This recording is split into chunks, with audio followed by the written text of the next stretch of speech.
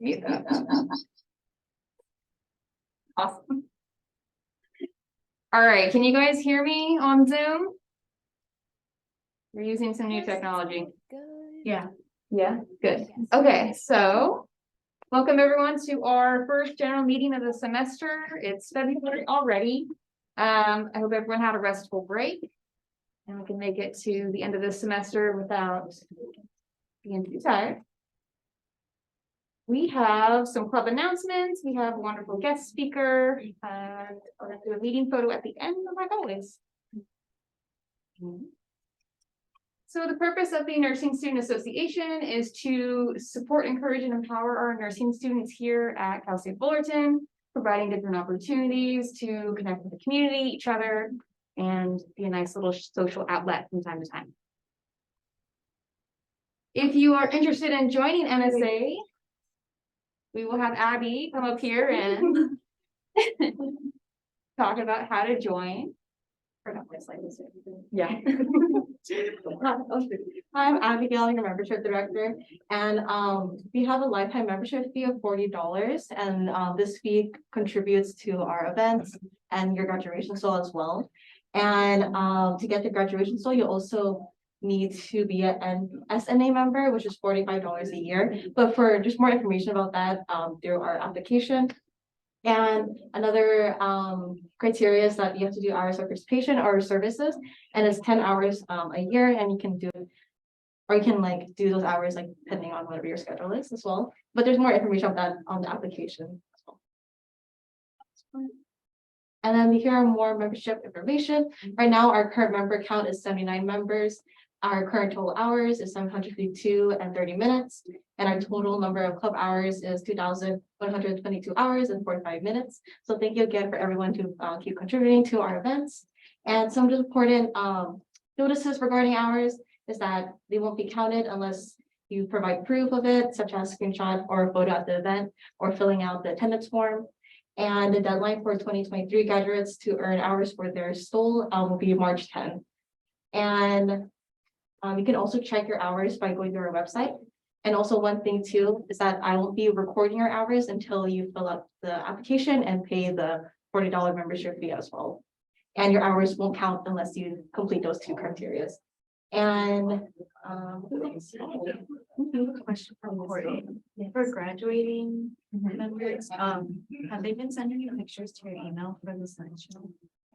If you are graduating this semester, May 2023, traditional or accelerated or RMBSN, whoever you are, please send photos for the pinning ceremony to the NSA president email. I've only gotten one from Gina. Thank you, Gina, for the 2 emails full of photos that we've gotten, so that we've got some representation from our accelerated students, but I'd like to get everybody in that slideshow so your families can see your journey into nursing. What's the deadline? The deadline, as soon as possible. If you got them, you can send them 1 at a time, 2 at a time. You can bulk send them. You can link me your Google Drive, whatever gets pictures to me to make this slideshow. Sorry, what was The day? Yeah. I do not have a date deadline. just like April, mid-April? It'd be great to get photos before April, Okay. but I'll be taking them probably the whole semester because pinning is the 19th of May. And being that I'm also one of the people graduating, I don't want to be working on it the night before. So if we can get them sometime in April, that would be wonderful. okay. Yeah. And just one more thing about membership, we accept members who are non-nursing majors and a nursing major as well, and we don't have a set deadline, like we accept members like throughout the semester. Okay, that's all. Thank you. That's good.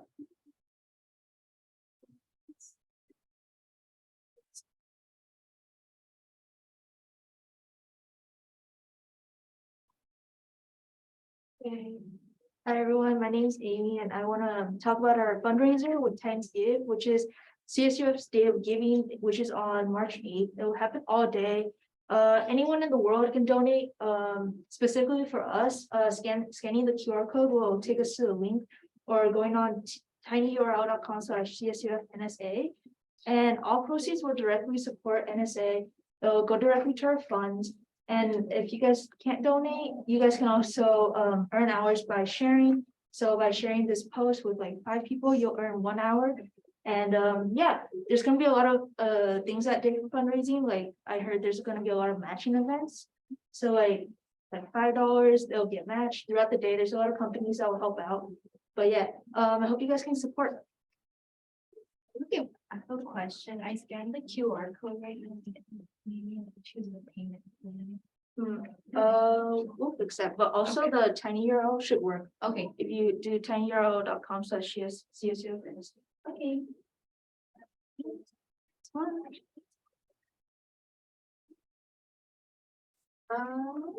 I'll do this one. Okay, so we're having a blood drive fundraiser with live stream. If you're not familiar with donating blood, it's pretty painless and easy. It's really important for our community to refill the blood bank so that whenever we use blood at the hospital, we have more to give to patients in need, emergency situations, especially if you have like a rare blood type. Or if you don't know your blood type, they'll actually tell you what it is when you donate blood. They'll prick your finger and you'll find out. If you'd like to earn 1 hour of NSA credit, you can donate blood. You can make an appointment on this scan link on the left side here. If you'd like to bring a friend that is an NSA or is, bring them with you and get an additional half-hour credit with their successful donation. So get a little bit more blood out of everybody, help out the community. That sounds morbid, but what's fun. You will also get a $10 gift card to In-N-Out while supplies last. And this will be in the SRC KHS building area where they can pull up the mobile unit for donation. It should be pretty easy to find. And this will be February 15th. It's pretty much all day. Our resource representative, Leslie, will be there most of the day. And then we also have people volunteering to help with sign-ins and waivers and paperwork. They're also going to be earning about an hour or two of NSA credit. So come join us, give some blood. I skipped it. I was gonna say, like, if they wanted to like sign up for like volunteering, like helping Leslie, like check-in people, the link is in the link tree in the Instagram. Okay, so if you want to be one of the people that are helping with check-ins, the link tree will be where you want to go to sign up to add yourself. Is there 2 spots? There's very few left, Or but 12 to 12:30? yeah, there's like 2 spots left. So if you want to get yourself in there, check out the link tree and what we have left. And if you do a double red blood cell donation, it's a $25 e-gift card. I'm not sure to where, but it's $25. So If you can do a double red, that's do it, impressive. pretty much. I'm not a large enough person to do a double red. So. All right. We also have an announcement about the NSA support squad. We decided after much discussion at a recent board meetings that if you're part of the support squad, you can earn up to 5 hours per semester being a mentor or mentee towards another student. It can be really helpful. It's more casual. So if you couldn't get a official mentor from the actual class that we have through the department, then you could get something like support squad. And if you are also a mentor and a mentee, you do get additional hours towards participating. And we have an application open right now for people who are interested in joining now for spring. Go ahead and scan it from the app there.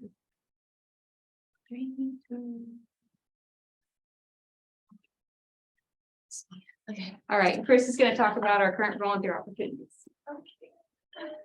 Hi guys, I'm Krista, your guys' activities director.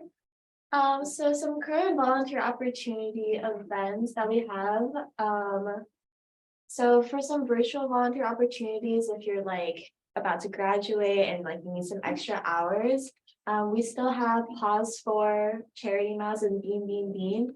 But obviously we want to encourage more in-person volunteer opportunities. So I chose to like limit the virtual volunteer opportunities for like 1 hour each per school year, not per semester, because I feel like We want to promote more participation for like in-person events because that's like more directly helping our community. So the deadline to submit anything to our membership director in regards to virtual volunteer opportunities is on May 31st, 2023. And for all the volunteer opportunities that we have currently, you can scan that QR code. It's going to lead you to our Google Sheet with all of our volunteer opportunities that are laid out there with all the information, like links to RSVP, like Google Sheets, like things that you need. But yeah.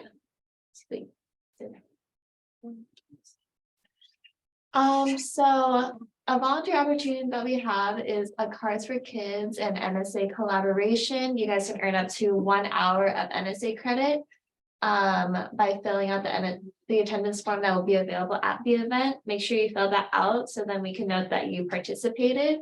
We will be making cards for the Newport Heart Medical Group in honor of American Heart Month this month. So if you are interested in participating, there's an RSVP form QR code.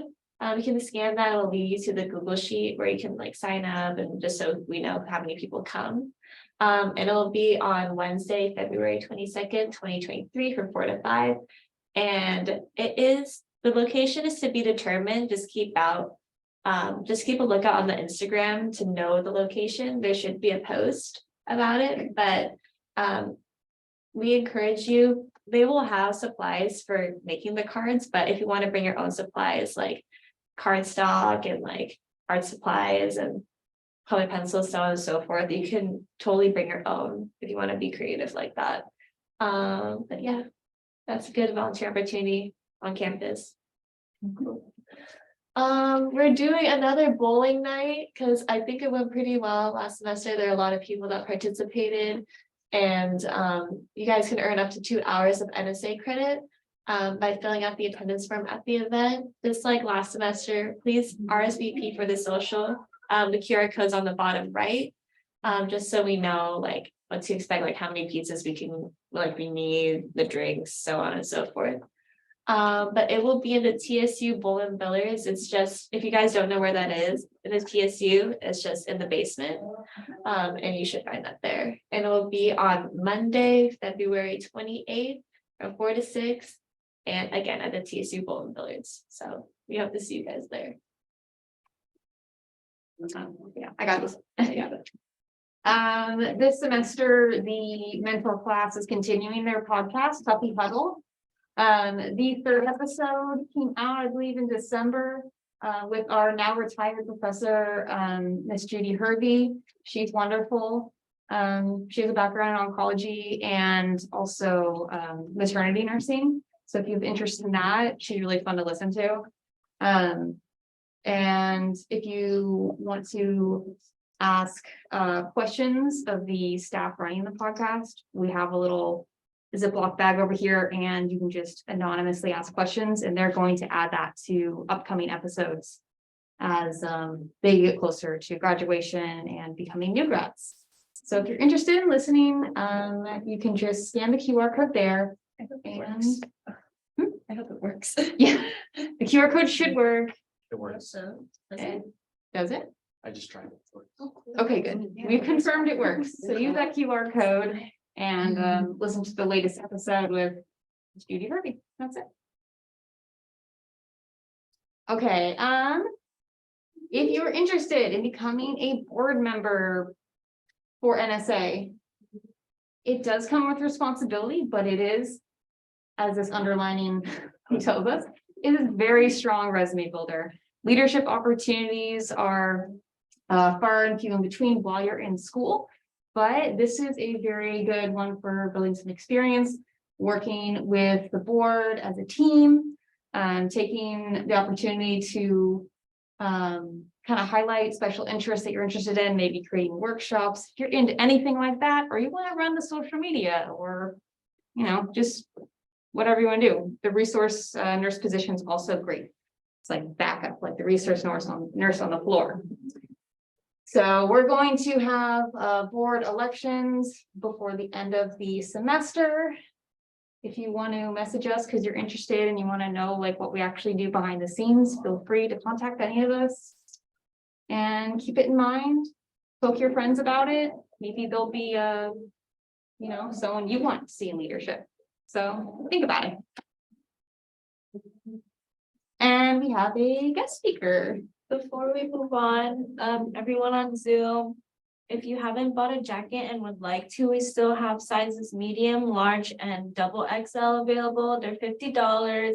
And to order one, go on the link tree and order yours, place your payment, and then let any of us know. And the jackets are in the sim lab for and we can organize a pickup time. Thank you. Purchase. Hmm? I just purchased it. Thank you, Sanchez. They're very cozy. Yeah. All right, so we're having Mr. Jesse Navarro. Sure. As our guest speaker today. And it's also his birthday. It's his birthday. I'm guessing maybe. Yesterday. Still, it's your birthday week. Yeah. Okay. All right, so I haven't met you or had you as an instructor, but I hear nothing but good things, so. Me too. Pay off the right people. Yeah. All right. All right, so hello, my name is Jesse Navarro. I'm one of the professors here. Is it okay if I sit down or? Go ahead, whatever. Comfy. All right, so let's see what this says. Oh, yes, so, well, we'll verify it, right? So currently I'm one of the nurse practitioners at Loma Linda University Health. I serve as their lead nurse practitioner in the inpatient setting.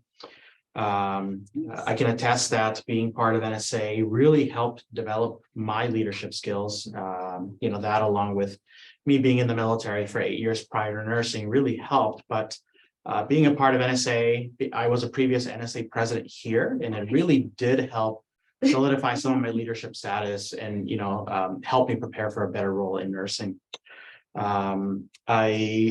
Previous to working as an inpatient nurse practitioner in the cardiology, setting, ICU, I was a trauma nurse, an ED trauma nurse at UC Irvine Medical Center. So I always really enjoyed emergency medicine, and it was my passion. It is my passion. Would I ever go back to it? Absolutely not. I love cardiology. That is where I have learned the part of my career that I love the most. I did come to Cal State Fullerton as a undergraduate student. I was originally a health science major. My wife was in nursing school, finished with nursing school, and she kept telling me, hey, this is a really good career move for you. You would really enjoy it. You would love it. I worked with a lot of medics in the military. I applied, got in, and the rest is history. I double majored. I waited some time, and then I went back and received my master's at Azusa Pacific grade school. But otherwise, I love it here. As you can see, I'm back as an instructor. I just can't stay away. And other than that, my future goals are to finish my MBA. I started half a year of it, moved on to the second, and then I just got too busy with life and work and teaching that I just kind of pushed it off. So that's my goal, to finish my MBA here at Fullerton and then possibly go on to my PhD. All right, so I have never been to a meeting with a guest speaker before. So how would you guys like to ask questions? Yes. Perfect, let's do it. We will take questions from the chat. If anyone would like to submit them, we'll read them, but let's start with, let's see. When you applied for nursing school, what made you, what was the moment where you're like, yes, this is for me? All right, so what led me to apply to nursing school was a combination of different things. One was I got hurt in the military. I had a lot of surgeries leading up to a deployment. And a lot of the nurses that took care of me were guys. I actually never knew nursing was for men, to be honest with you. I know that sounds a little ignorant, but I never knew that, there were a lot of men in nursing. And it just all happens that all the guys that took care of me, fantastic. Then I got in a motorcycle accident, and again, all the guys in the trauma unit, all the nurses there were guys that took care of me, and it really, really opened up my eyes and helped me see things from a different perspective, right?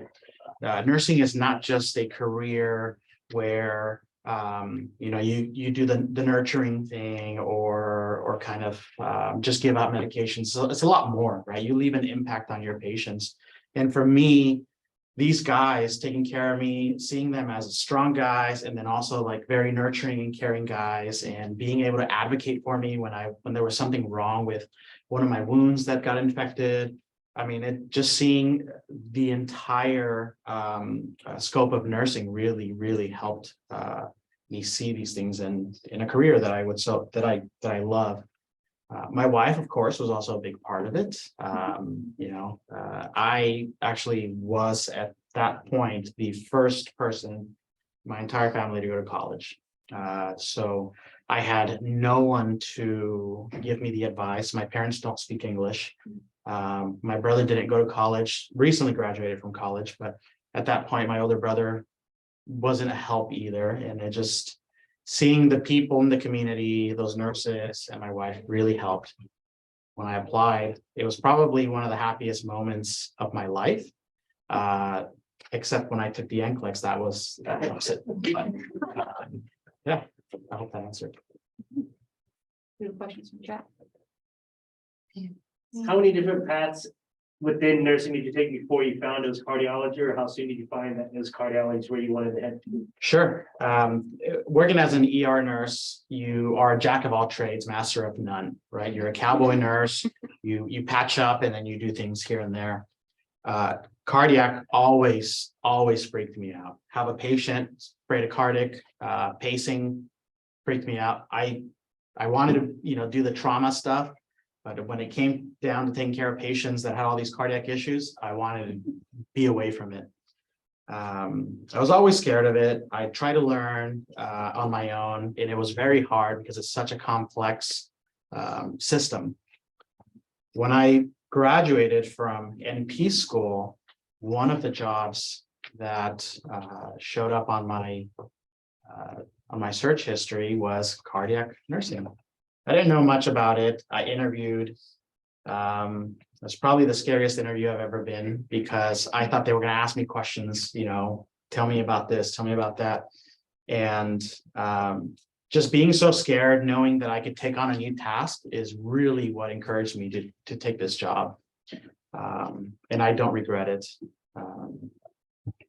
So I guess that was the avenue I pursued. Are there any similarities you see between being in the military and being a nurse?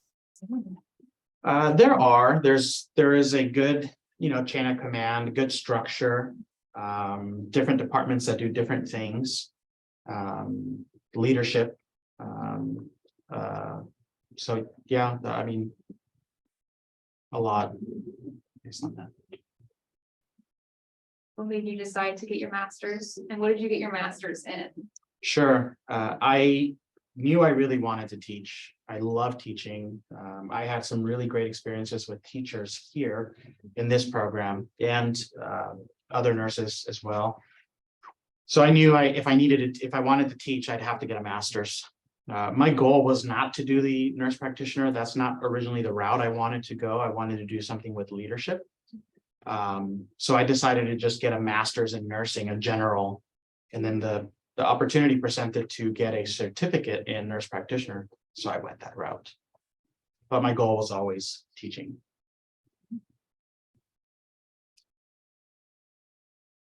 What classes are you currently teaching? I currently teach 405. I lecture for 405, and I'm also a clinical instructor for 405. Previous to that, I've done clinicals for 411, which is critical care, 412, which is the preceptorship, 402 public health, and 321 last semester as well. What's your favorite class that you've done? Favorite class? Oh my, 411 critical care. Okay. Yeah, 411 critical care is definitely the best, because I can see where you all are as far as getting close to graduation, seeing all that you've learned and actually applying it on the unit. it's really good to see everyone be able to apply their knowledge in the unit. Have you ever had students in 321 and then had them again for 411? Or not yet? Not yet. So my first time teaching 321 was last semester. And then I was told I'm doing 405 now. So here we am. I'll go wherever they need. But I prefer 411. Of course. But I know Dr. Boo teaches that course. Gina asked what made you interested in becoming a nursing instructor? Sure. Just like there are, I hope there aren't any other faculty members in this Sorry. chat, okay. But just like there were really great clinical instructors, I also had a fair share of poor clinical instructors. Right? I was a little bit older when I went into nursing school. I was 24 or 25, and I was the oldest person in my cohort. So I felt like I was, because I did the traditional route. Okay. So yeah, I did the traditional route here. And I think I was the oldest at 24, 25. Everyone else was like 19, 20. And I felt like I could speak out, right? However, I felt like it didn't really make a difference. So my goal was to provide students in return with, a better experience than I had, right? Anytime we do anything in life, we want to do something better than somebody else before them, right? So that is kind of why I went into teaching, is to make sure that all students, regardless of who you are, whether you're an easy learner or, it takes you longer to learn, I want you to have the same experience and the same opportunity to learn those things in a manner that is not stressful, or at least less stressful as possible. So that's kind of why I became an instructor, so that I could help in that way. Another person asked, what advice do you have for those of us who don't have a clear idea of what they want to specialize in? That's actually probably what all of us will go through, right? I remember going through med surg and saying, I want to be a med surg nurse. I love it, right? Then going to peds, and I for sure didn't love that. OB, L&D, oh, I want to be an L&D nurse, right? I actually wanted to be an L&D nurse. And then critical care, and then, ED. I would say just, take the opportunity day by day. That you might, after certain semesters, realize, okay, maybe med surg is not for me, right? I did med surg 4 semesters ago, and now I realize it's not for me. I would take any opportunity that's given to you after nursing, whether it's your favorite choice or not, right? If you work a year as med surg, which I did, I worked oncology med surg. It really helped with my time management skills, and it really helped with task-oriented skills as well. And once you have a certain amount of experience, 6 months, a year, it's, the possibilities are endless. You can go wherever you want. So if you don't know now, that's okay. I mean, you could figure that out in the future or at a later time. Sure. Christy says, thank you for your service. You mentioned you loved PR. I think I heard you say that you would never go back. Why is that? Sure. I would never go back, only because I love what I do now. I help a lot of patients with heart failure. It is so satisfying to help a patient in the cardiac, in the hospital, coming in with a heart attack or new onset of heart failure, and then seeing them throughout the months, year, et cetera, and seeing them progress and regaining back of their regaining their life, at least to where they were at before. I am in the ED probably every day that I work in cardiology, because I have to admit patients from the ED. So the only thing I don't miss about the ED is I never took a break. I rarely had a lunch. We were always understaffed. Traumas don't stop. And all of those things in a stressful manner. I mean, it's just, after a while, it takes its toll, and you're like, I'd rather it slow down. But if I had to, yes, I would go back, but I love what I do now a lot more. We had leadership class yesterday, and around, I don't know, halfway through the class, we're talking about some like pretty serious issues, ethics, and one of my classmates asked, Dr. Nation, like, Mhm. how do you balance the stresses of nursing with life? And he had gone back to finding what refuels you. So what refills your tank? What helps you recharge after the stress of a full day, of crazy week? Sure, definitely my family, right? My family really does help recharge me. Just going home, knowing that when I leave work, everything's completely different. Whatever stressors I have at work are not following me home, right?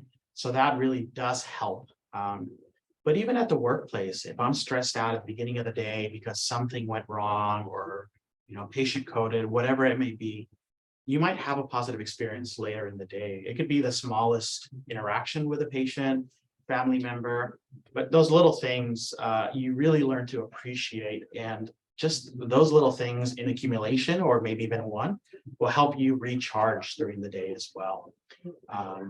So, back to the stressors. Even as a nursing student, I see it now when I go with my students to the clinical site that even as students, there's stressors in the unit, whether your nurses maybe not the nicest, the patient's not the nicest, or now you have a million things to do, etc. Just remember those little positive things, the positive impact that you make on your patients, on the family members, and let that be your way of quote unquote refilling your tank, which is what I do, and it really does help. I want to ask, would you recommend starting in the ER as a new grad, or would you recommend starting in a different unit before going that route? Absolutely. Start wherever you want to start. This is one thing that my students in 411 and 412 always ask me. But I was told that I should always take a med search job first. That's not true, right? The ED does new grad programs. The ICU does new grad programs. Do all of them do it? Of course not. But if you find one that does it, please, by all means, go for it, right? You don't have to be a med surg nurse first in order to move on to ICU or anything else. Will it help? Sure. It might help with time management, task-oriented oriented tasks, etc. But I would say that if you want to go into ED as your first job, by all means, please do it. Laura asked, what's your opinion regarding new grad programs? New grad programs are fantastic. I was a product of a new grad program. I did the Vincent program. It was a 12-month program through UC Irvine Hospital. And what they do is they pair you up with a preceptor for about 16 weeks. And you also meet once a month with your educators, all the new grads, and go over topics like EKGs, scenarios, respiratory. You just get like a multi boot camp, like a 12-month boot camp, and every month you cover a different system. And I feel like it was like it really helped. I know that given the time and the shortage, a lot of hospitals aren't doing that, but if you could go to a hospital that has a reputable new grad program, I would go there. Did the rigor of nursing school or just working in general ever make you question, like, I don't think I want to do this anymore? And if so, what did you do to combat that? Sure. No, it really hasn't. And I think what really helped prevent that was I went through a lot of stress working in the military. I mean, I had no choice. If I really didn't want to go to work, I had no choice but to go to work, etc. So that really prepared me for nursing. But what I do tell students is, if you ever just kind of feel like this is not for me, take a moment, sit back a little bit, and kind of think of your next few months or years as in terms of goals. What do you want to accomplish? And then see if those are realistic or not, right? I've had a couple of students who have come to me telling me that, they maybe want to quit the program. But after talking to them, the biggest thing is the course load and the hours, right? This too shall pass, right? This is not going to be what you're always going to be subjected to. lectures, clinicals, going to the hospital, coming to simulation. This is just to prepare you, right? So just take a step back and see if your goals are still realistic or not. And you'll probably realize that they are. And maybe just talking to somebody, an instructor, another classmate who's going through the similar thing.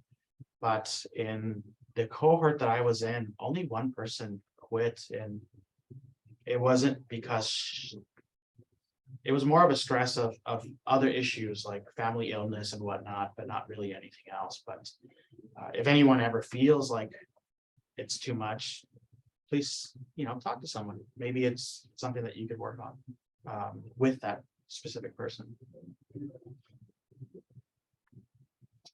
As a new grad, how much time passed before you felt confident as a nurse? 'Cause I've heard so many different things. I've heard Sure. 2 months, I've heard 2 years, I know it's gonna be different based on who you are as a person. Sure. But what was it for you? Sure, yeah, and it definitely varies from person to person. What I will tell you though, that when you leave here, Cal State Fullerton or XYZ program, you're not gonna feel ready, and that's okay, right? After your new grad program of 16-week orientation, you're still not gonna feel ready, and that's okay, right? This is a learning process as you go. This is not like, in 3 weeks, I'm gonna feel confident. 6 months, 9 months, 12 months. Some people, it takes them a lot longer. Sometimes I have this conversation with my wife, and she's been a nurse a lot longer than I have. And she's done a lot more than I have with ICU and everything else. And she still does not feel comfortable. And there are a lot of things that I do now that I still don't feel comfortable. But hey, it is what it is, right? The biggest thing is that you're competent in what you're doing, right? And that you're safe. If at any time you don't feel comfortable, seek help from a senior nurse or somebody that knows a little more. But I really don't know how to answer that question, because I still sometimes, depending on what it is, I don't feel comfortable. Now with IVs, NG tubes, Foleys, hands-on practical skill, sure, I feel comfortable, and maybe that happened after a few months. But just in general, as a nurse practitioner or a nurse, sometimes I don't feel comfortable. But Do you think that's just like the healthy level of anxiety? Yeah, With healthcare? yeah, I think that's healthy. I mean, I think if you find somebody that tells you I'm 100% comfortable, I never feel uncomfortable, you should probably question a little bit of their work, right? Because this is an evolving role. We're always learning. There isn't one person who always feels so comfortable. And if somebody is so, I don't know how to put this, maybe like arrogant in the setting, then definitely question it. But even physicians, I don't think every physician feels comfortable. Good question, actually. You might have, oh, sorry, Andy. My cohort has a very healthy level of anxiety, so. Yeah, anxiety is normal, right? You probably see it more in nursing than any other career. But it is normal. I mean, we're human, right? We make mistakes. We don't want to make mistakes. You have this mentality ingrained in you when you're in nursing school that it's your license, you're gonna kill a patient, right? But just take a step back, relax, take a deep breath, and just as long as you know that you're being safe and that you're doing something competently, and then you seek guidance, I promise you, you won't lose your license, right? You won't do any harm to the patient. No one here intends on doing harm. Do accidents happen? Of course, but it's us to recognize that accidents do happen and improve from those steps. So. Oh, I was gonna say, you might have mentioned this in the beginning, but what did you want to do if you did get your MBA? That's a good question. Probably something that I could do from home. Yeah. Not have to go anywhere, right? Maybe open some sort of business consulting. I would like to stay somewhere in education, maybe providing some sort of consult services for either nursing schools or something, probably something along those lines. You could be the new shadow help. Oh my God. So if you need a facility, faculty member to say that shadow health is not the best, you can quote me on. But yes, we can discuss on ways to make it shadow health. Yeah. Just make it live and interactive. Just go I think the best way to practice is, getting out there with patients. Yeah. Mannequins are fantastic for getting your basic stuff. But otherwise, patient interactions is what's gonna make you comfortable. Another question. Some nurses complain that new grads from CSUs aren't as skilled in some way or form and are more textbook smart than practical smart. Do you see this at work and why do you think this is a thing? I actually do see this, but I wouldn't say that it's only CSU. I think this is just the way that some nursing programs are structured, where they really want you to know the textbook, right? But when you get out to the floor, things are different, right? So not just with CSU, I see this through multiple XYZ schools around the area. I've precepted a lot of students. And I do have to say, though, maybe I'm a little biased, but CSU students have been the best in my opinion. But when you get to the hospital, the textbook is fantastic, but you also have to know how to apply those skills clinically. And I think that if a program focuses too heavily on only textbook and not clinical application, then by default, it'll happen, but I also think that maybe some expectations have changed. For example, some of these nurses, I might be saying this, and some of my old coworkers would say like, oh, I remember when I went to nursing school, we had to do 400 hours of clinicals, in med-surg and then 400 hours in ICU. Well, things have changed, right? So it's not the same. So you can't really compare a nursing school of today to a nursing school of, for example, when my mother-in-law went to nursing school, she had to live at the hospital. So that was a long time ago, obviously, but she's one of the ones that always says like, oh, they're not as skilled as they used to be. Well, it's because things have changed, unfortunately. Yeah. We have about 3 more minutes. Anyone wants last minute questions? What has been your most humbling experience as a nurse so far? I mean, just realizing that there is a lot I don't know, but there is a lot that I liked, that I would love to learn, and a lot of things that I take the opportunity to learn. I think humility is probably one of the best traits that you could have in nursing, right? No one knows everything. You'll encounter people who tell you that I got this, I know how to do this, but be humble. There's other people who could learn from you. There are a lot of things that you could learn from them. When I was in the ED, there was a patient who came in with for example, a traumatic car accident, was driving the wrong side of the road, got hit by a drunk driver. And there are a couple things that I didn't know on how certain medications would interact with the heart. And, it was me asking questions at that setting to other senior nurses and to the cardiologists that were there to try to learn why certain things were happening. And then in the future, when incidences like this happened again, and I knew what the answer was, but other people didn't know, I didn't say, oh, how come you don't know that? I was in that position as well. So, that takes me back to kind of why I became an instructor. Is I want to be one of those people that just teaches you and will show you how to get the answer instead of, why don't you know this? It was in the chapter, page 15. You don't know this, So, but I wish you all the best in your careers. I know you will all be great nurses. And if at any given point you have any questions, I have office hours here, or I can be reached via email. So please let me know. All right. Thank you.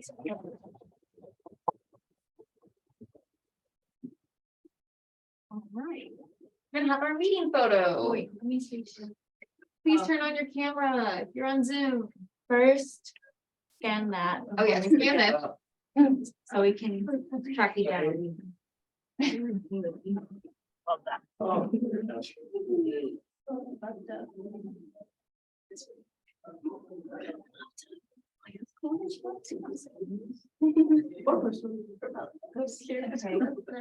I'm moving the screen in 3, 2, 1. How should we do this? All right, so.